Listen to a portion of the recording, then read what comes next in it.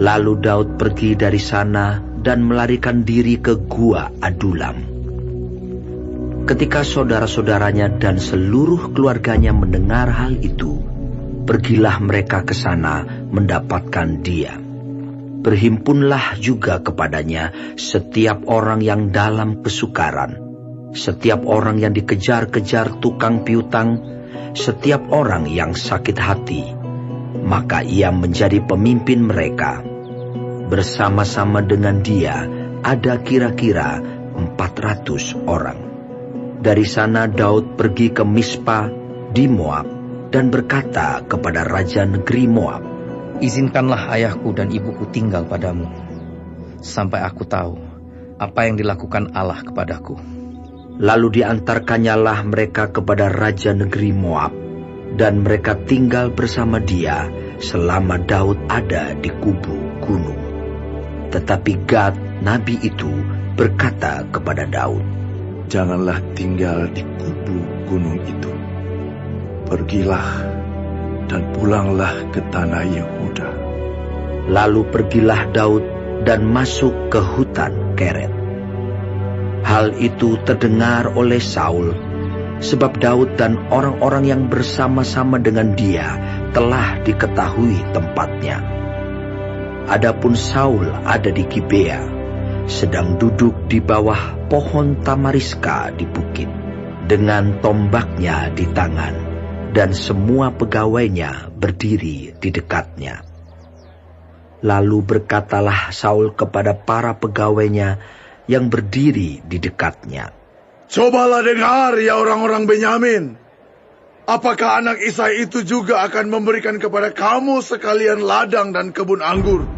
Apakah ia akan mengangkat kamu sekalian menjadi kepala atas pasukan 1000 dan atas pasukan 100?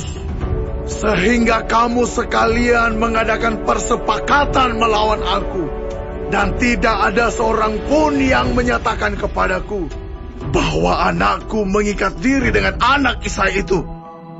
Tidak ada seorang pun dari kamu yang cemas karena aku, atau yang menyatakan kepadaku bahwa anakku telah menghasut pegawaiku melawan aku menjadi penghadang seperti sekarang ini." Lalu menjawablah Doeg orang Edom itu, yang berdiri dekat para pegawai Saul, katanya, "Telah kulihat bahwa anak Isai itu datang ke Nob kepada Ahimelek bin Ahitub. Ia menanyakan Tuhan bagi Daud dan memberikan bekal kepadanya. Juga pedang Goliat orang Filistin itu diberikannya kepadanya." Lalu raja menyuruh memanggil Ahimelek bin Ahitub, imam itu, bersama-sama dengan seluruh keluarganya, para imam yang di Nob. Dan datanglah sekaliannya menghadap raja. Kata Saul, "Cobalah dengar, ya anak Ahitub." Jawabnya, "Ya, tuanku." Kemudian bertanyalah Saul kepadanya, "Mengapa kamu mengadakan persepakatan melawan aku? Engkau dengan anak Isai itu, dengan memberikan roti dan pedang kepadanya, menanyakan Allah baginya, sehingga ia bangkit melawan aku, menjadi penghadang seperti sekarang ini." Lalu Ahimelek menjawab raja, "Tetapi siapakah di antara segala pegawaimu yang dapat dipercaya seperti Daud? Apalagi ia menantu raja dan kepala para pengawalmu dan dihormati dalam rumahmu. Bukan ini pertama kali aku menanyakan Allah bagi dia. Sekali-kali tidak. Janganlah kiranya raja melontarkan tuduhan kepada hambamu ini, bahkan kepada seluruh keluargaku, sebab hambamu ini tidak tahu apa-apa tentang semuanya itu, baik tentang perkara kecil maupun perkara besar." Tetapi raja berkata, "Engkau mesti dibunuh, Ahimelek. Engkau dan seluruh keluargamu." Lalu raja memerintahkan kepada bentara yang berdiri di dekatnya, "Majulah dan bunuhlah para imam Tuhan itu, sebab mereka membantu Daud. Sebab walaupun mereka tahu bahwa ia melarikan diri, mereka tidak memberitahukan hal itu kepadaku. Tetapi para pegawai raja tidak mau mengangkat tangannya untuk memarang imam-imam Tuhan itu. Lalu berkatalah raja kepada Doeg, "Majulah engkau dan paranglah para imam itu." Maka majulah Doeg, orang Edom itu, lalu memarang para imam itu. Ia membunuh pada hari itu 85 orang yang memakai baju efod dari kain lenan.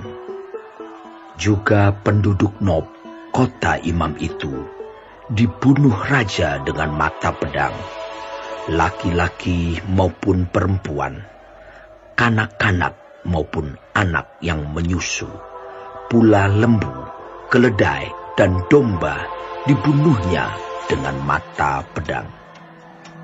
Tetapi seorang anak Ahimelech bin Ahitub, namanya Abiatar, luput.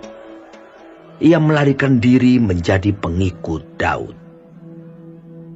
Ketika Abiatar memberitahukan kepada Daud bahwa Saul telah membunuh para imam Tuhan, berkatalah Daud kepada Abiatar, Memang pada hari itu juga ketika Doeg, orang Edom itu ada di sana, aku telah tahu bahwa pasti ia akan memberitahukannya kepada Saul.